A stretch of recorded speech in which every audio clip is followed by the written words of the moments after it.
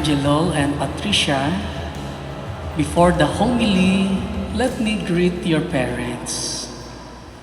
Kasi many years ago, on their wedding day, they made a promise that the children God will give them, they will raise as good Christians.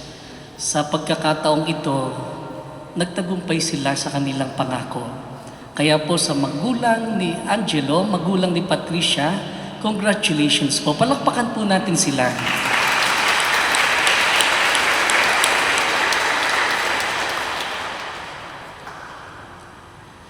Best wishes. Ito yung pagbati na matatanggap nyo ngayong araw na ito at sa mga susunod pang araw. Walang hinahangad para sa inyo, kundi ang pinakamabuti. As the gospel will say it, blessed, mapalad. Gusto namin maging mapalad kayo bilang mag-asawa. But our God has different point of view when it comes to blessedness. Kasi para sa atin, kapag mapalad, puno ang palad, maraming pinangahawakang ari-arian, payapa ang buhay, malusog ang pangatawan. Pero iba kay Jesus. Kasi ang pagiging mapalad daw kay Jesus ay yung walang natira sa palad, walang laman ang palad. Mapalad sila hindi dahil sa kanilang sitwasyon, kundi wala silang ibang gagawin kundi kakapit sa Diyos. Sapagkat wala silang makapitan sa buhay na ito. At sila'y nagiging mapalad dahil inilalagay nila ang kanilang sarili sa palad ng Diyos. Walang aasahan kundi ang Diyos. Walang pangangapitan kundi ang Diyos. Lagi ko malimit kong sabihin sa aking homilya, unahin ninyong mag-asawa ang Diyos at lahat ay magiging maayos sa inyong buhay mag-asawa. Kaya nga, ang kanyang utos, ang kauna-unahan, mamahalin siya ng buong puso, buong pag-iisip, buong kaluluwa, buo. Kasi kapag siya'y minahal, kapag siya'y inuna, kapag inilagay ninyo ang inyong pagiging mag-asawa sa palad ng Diyos, kayo ay magiging tunay na mapalad. Sapagkat ang palad ng Diyos laging nagbibigay. Ang palad ng Diyos laging nagpapala. Ang may-ari ng palad na ito'y mapagmahal. Kapag kayo nasa palad ng Diyos, Angelo, hindi ka mauubusan ng pagmamahal ka para kay Patricia. At Patricia, hindi ka mauubusan ng pagmamahal para kay Angelo. Kasi ang humahawak at umaalalay sa inyo ay pagmamahal mismo. Pangalawa, kapag nasa palad ng Diyos, laging magpapatawad at hihingi ng tawad. Tao lamang tayo. Sabi nga, to err is human, to forgive is divine. Tao lamang tayo, magkakamali, magkukulang o lalabis. Pero kapag nasa palad ng Diyos, nasa inyo ang Diyos, laging nanduroon ng kababaang loob na humingi ng tawad at magpatawad. Bakit ba mahalaga ito? Kailan ba natatapos at naghihiwalay ang mag-asawa? Kahit kanino nyo itanong, ang sagot, iisa, kapag tumigil ng magpatawad. When they stop to forgive and ask for forgiveness, di yan natatapos ang pagiging mag-asawa, ang pagmamahalan ng mag-asawa. Yung bisa ng kasal mananatili yun. Pero napakahalaga na pangalagaan ninyo yung pagmamahal. At ang pagmamahal ay mananatili at lalakas pa kapag ka ang mag-asawa ay marunong magpatawad. At ang pagpapatawad ay maka-Diyos na gawain. To forgive is divine. Kapag kayo nasa palad ng Diyos, madaling magpatawad, madaling humingi ng tawad, at nananatili ang pagmamahal. Pangatlo, lahat ng biyayang kailangan kapag nasa palad ng Diyos, kapag ang Diyos ang pinananaligan, ay inyong makakamtan. Sapagkat wala namang gusto ang Diyos, kundi pagpalain tayo. Pagmamahal. At ang gawain ng pagmamahal ay magbigay. Sabi nga, you can give without loving, but you cannot love without giving. Kasama ng pagmamahal ay ang pagbibigay. At dahil inilalagay ninyo ang inyong sarili sa palad ng Diyos, mapalad kayo, ang lahat ibibigay sa inyo. Sabi nga, hindi pa man natin sinasabi sa ating panalangin, alam na niya at ito'y kanyang ipagkakaloob. Napakaganda ng Ebanghelyo ngayon. Ang pagiging mapalad ay kapag kumapit sa Diyos. Ang pagiging mapalad kapag inilagay ninyo ang inyong sarili sa palad ng Diyos. Sa palad na hindi magpapabaya, sa palad ng mapagmahal, sa palad na ibibigay ang lahat ng kailangan. Kaya, put God first into your lives and everything will fall into the right place. So, yun lamang ang masasabi ko sa inyo. Ang lahat susunod na, basta maganda ang ugnayan sa Diyos. Basta inilagay ninyo ang inyong sarili sa palad ng Diyos. At doon kayo masasabing tunay na mapalad. May I now ask you to answer truthfully the following questions. Patricia, did you come here of your own free will to bind yourself forever in the love and service of your husband? Yes, Father. Angelo, did you come here of your own free will to bind yourself forever in the love and service of your wife? Yes, Father. Are you both ready to raise as good Christian the children whom God will give you? Yes, Father. Angelo and Patricia, since you wish to contract holy matrimony, please join your right hands and express your intention before God and His church. Patricia, do you take Angelo here present for your lawful husband according to the right of our Holy Mother, the Church? Yes, Father. Do you give yourself to him as his wife? Yes, Father. Do you accept him as your lawful husband? Yes, Father. Angelo, do you take Patricia here present for your lawful wife according to the right of our Holy Mother, the Church? Yes, Father. Do you give yourself to her as your husband? Yes, Father. Do you accept her as your lawful wife? Yes, Father. And I, by the authority of the Church, calling on all those present here as witnesses, confirm and bless the bond of marriage which you have contracted in the name of the Father, and of the Son, and of the Holy Spirit. Amen. Patricia, wear this ring as a sign of my love and loyalty. In the name of the Father, and of the Son, and of the Holy Spirit. Amen.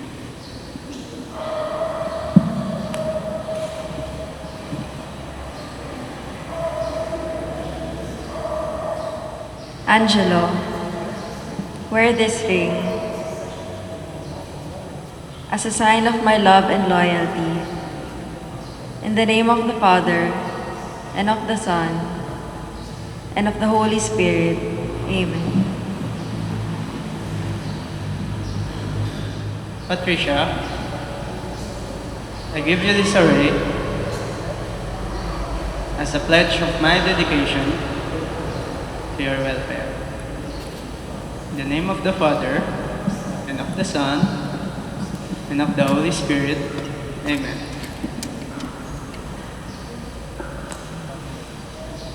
Angelo, I accept them. In the name of the Father, and of the Son, and of the Holy Spirit. Amen. And now, let us welcome Angelo and Patricia into their new lives as husband and wife. Let us greet them with warm round of applause. People come, people go. Some things never change. I have felt with all my heart. May your abundant blessing, Lord, come down upon this bride, Patricia, and upon Angelo, her companion for life. And may the power of your Holy Spirit set their hearts aflame from on high, so that living out together the gift of matrimony, they may adorn their family with children and enrich the church. In happiness may they praise you, O Lord. In sorrow may they seek you out. May they have the joy of your presence to assist them in their toil, and know that you are near to comfort them in their need. Let them pray to you in the holy assembly and bear witness to you in the world. And after a happy old age, together with the circle of friends that surrounds them, may they come to the kingdom of heaven. Through Christ our Lord.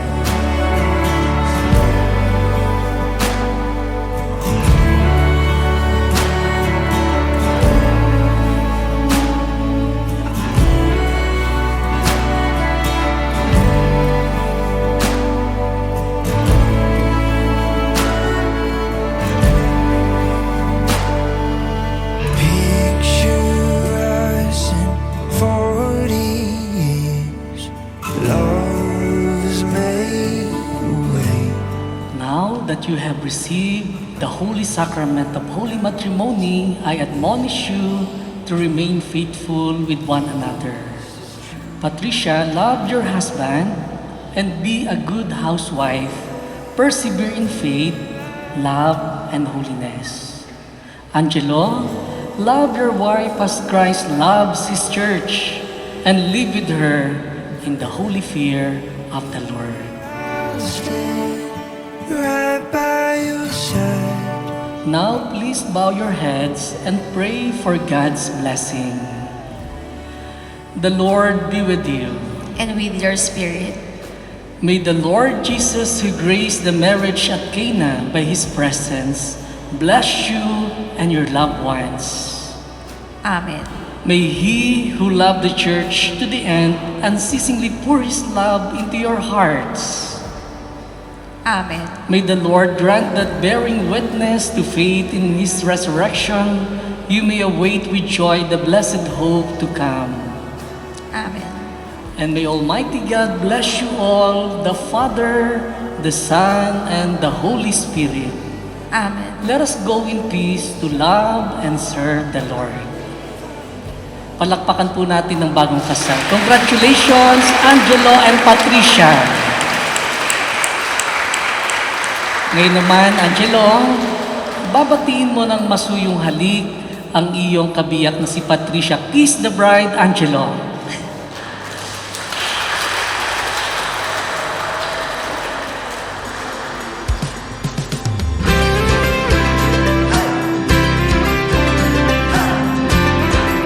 Palakpakan po natin sila.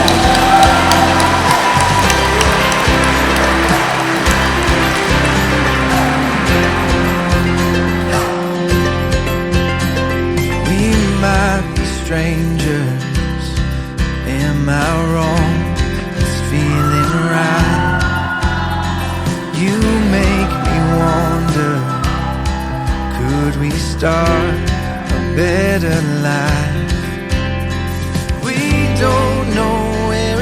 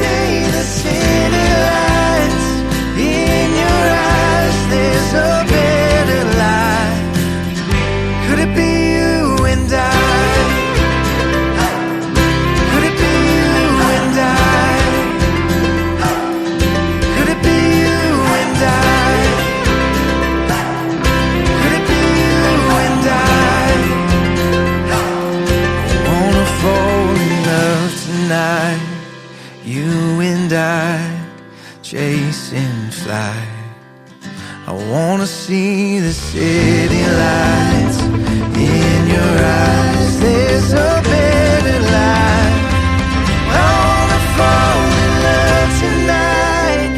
You and I chasing flight. I wanna see the city lights in your eyes. There's a better life. Could it be you and I? Could it be you and I? Could it be you and I? Could it be you and I? Could it be you and I?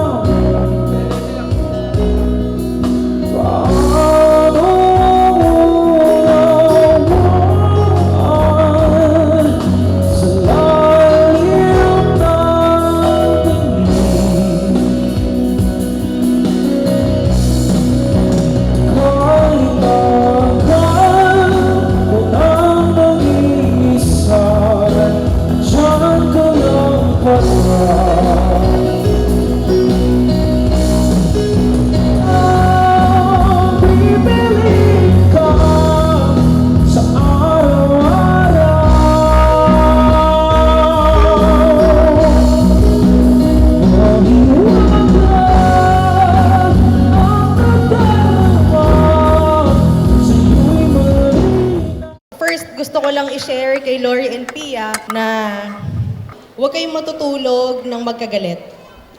Pinapractice namin ni Gian yon up to now. Minsan nga, parang nagtataka kami ba't di kami makatulog. Yun pala, hindi pa kami nag-sorry sa isa't isa pag nag-aaway kami. Learn to dance in the rain. So kahit nagkakaproblema kayo, tawa lang, ganyan. Na mapapalad ang mga nasa palad ng Diyos. So God will always provide. Yun yung tatandaan nyo. So, bilang kuya nyo, just remember na lagi naman kami nandito. Hindi naman din malayo yung bahay namin, no? So, lalo pa isa yung mga hilig natin. Mag-scooter, mag-motor. Just be on the outside. Huwag nyo rin masyado i-contain yung sarili nyo inside the house. Keep exploring. Yun nga, sabi ni Trixia, smile ka lang and don't make everything a big deal. Just, kasi kayo na din magkakampi at the end of the day. So, yun. Good evening, everyone. I'm Shinichi Matsuo, Tito Angelo's nephew and one of the two best men of his wedding, and I'm here to make a speech. I'm honestly really proud and happy by how far they've come that led us to this special day, and I wish them both the healthiest and prosperous life till the very end. So, first of all, congrats to the newlyweds. Unlike any brother or big brother na ini-spoil yung mga younger siblings nila, sana na-spoil ko siya before. So that kung ibabalik lang yung time, babatukan ko yung sarili ko. So that I could have been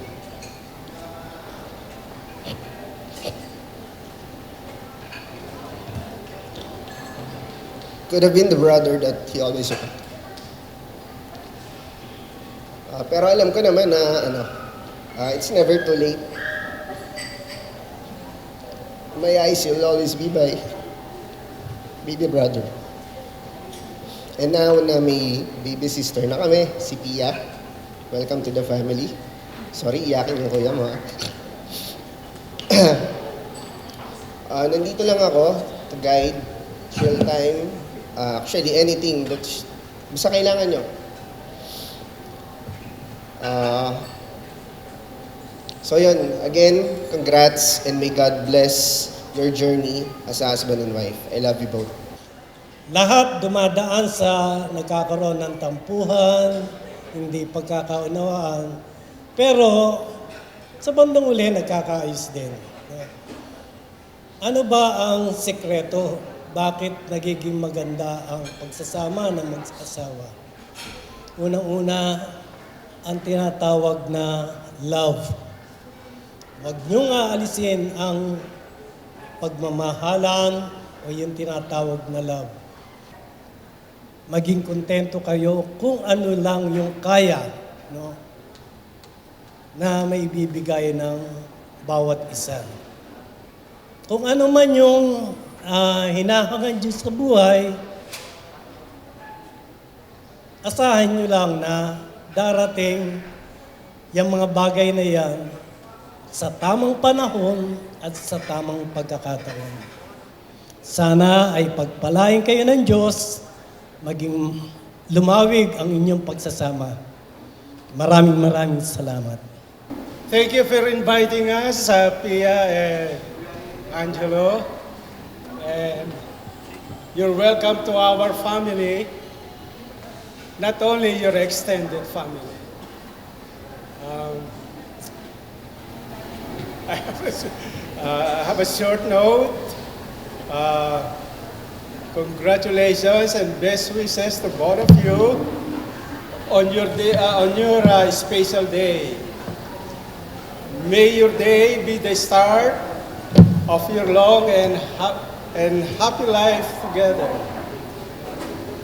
We love you both and we'll be here to help and guide you whenever you need us.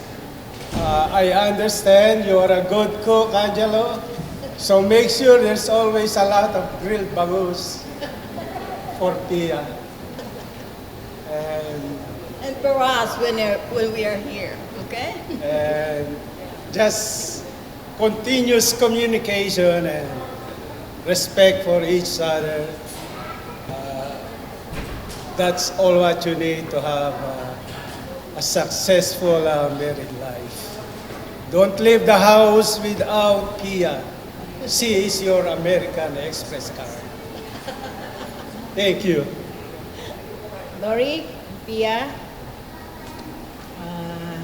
ngayon ganap na kayong magkasama habang buhay. Magsama kayo ng mahusay, walang away. Pag naggalit ang isa, huwag sasalubungin ng isa. Ano lang kayo? Bless namin kayo ni Daddy. Pinayagan namin kayo. Nandito lang kami. Si Daddy, ako, ng mga kapatid mo, sila ate. Mahal namin kayo. God bless you. And stay forever. Congrats and best wishes to the newlywed, Lori Angelo and Pia. Itong bagong yugto ng buhay nyo bilang mag-asawa, meron kayong haharaping pagsubok o pagsubok na dapat nyong harapin, pagtulungan na maayos, kung ano man yan, kasi it's part of married life. Kasi just put in your mind and heart na magtulungan kayo, magmahalan, at kung ano man yung differences nyo, pagtulungan yung maayos. Kasi it's a part of married life. Yun lang, at harinaway, mabigyan nyo na kami agad ng apo. Taos puso rin kami nagpapasalamat sa lahat ng dumalo at nakiisa sa pag-isang dibdib ni Angelo at ni Pia. Taos puso nagpapasalamat sa pamilya ni Pia, sa parents niya, sa mga kamag-anak, sa mga kaibigan. Nagpapasalamat din kami sa mga kamag-anak namin, kaibigan ni Angelo na dumalo rito. At taus-puso ring pasasalamat sa mga coordinator, sa lahat ng tumulong na mairaos itong pag-isang dibdib ni Angelo. Maraming salamat po sa inyong lahat. And God bless us all. And 3, 2, and shot! Give it on! Shot po na! I-shoot ang sinulod! Robert! Dinilaan, ipinasok! Let's find out sino. Congratulations! We have a winner! Congratulations, Hans. May nanalo na. Alright. Ladies, scattered. And 3, 2, and 1. Hey! Congratulations. What's your name? Nicole. Alright, let's have Nicole and Hans.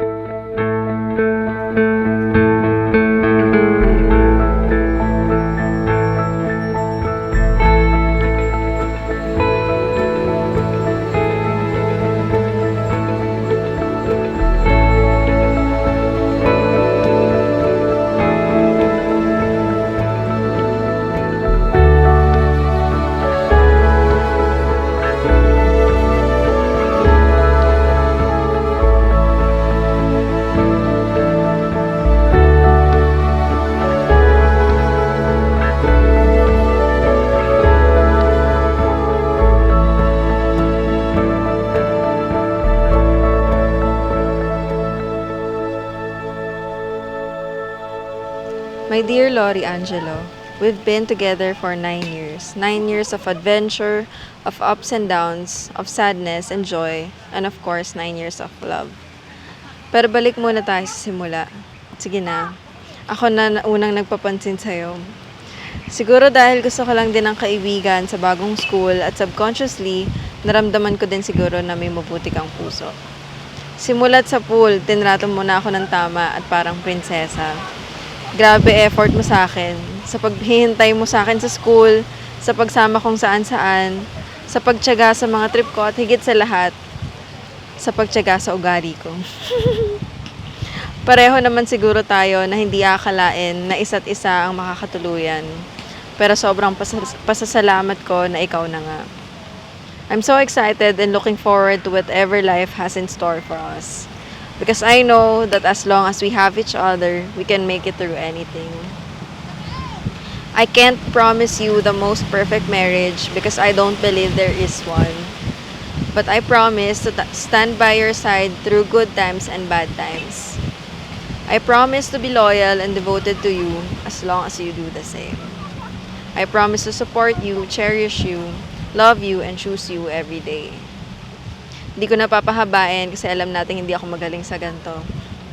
Tsaka umeepekto na yung melatonin ko kagabi at di ko na kaya laban ang antok.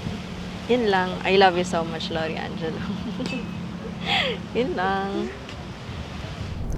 My Piyaya, way back 2013, yun yung era na lagi kong sinihiling kay God na Ama, sana po yung susunod kong magiging girlfriend, siya na po talaga. Then poof! Nagkasalubong tayo sa hallway sa school. You smiled at me, pero my initial reaction was I ignored you. I never thought na ikaw na pala yung mamahalin at pipiliin ko habang buhay. The first few months of dating, I underwent surgery.